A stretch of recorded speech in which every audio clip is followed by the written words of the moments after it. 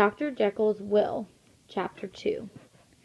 That evening, Mr. Utterson came home to his bachelor house.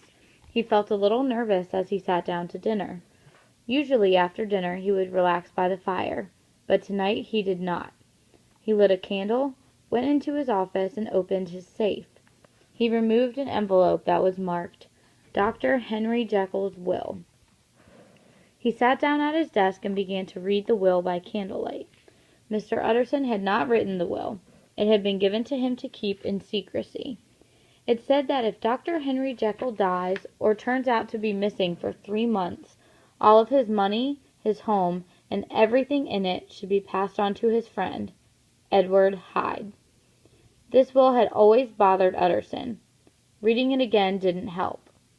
It bothered him that he did not know this Mr. Hyde, and now he knew that this man was a fiend, a cruel, heartless villain. Utterson felt confused and uncomfortable.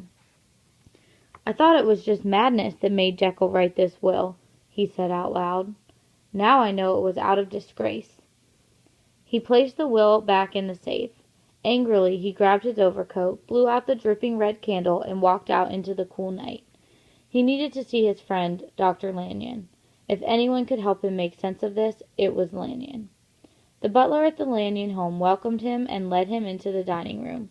There, Dr. Lanyon sat alone, sipping a glass of red wine. Lanyon was a dapper, red-faced gentleman with snow-white hair and a loud, jolly voice.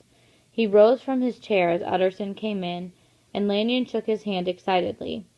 The two had been friends since school days, and had great respect for each other. They enjoyed each other's company.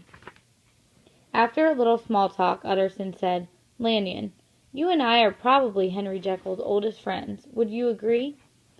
"I suppose we are," his friend replied, "but I see him very seldom these days." "Really? I thought the two of you were close," said Utterson. "We were, but about 10 years ago Jekyll became too odd for me. He began to go wrong in the mind. I think of him often, but have little desire to see him.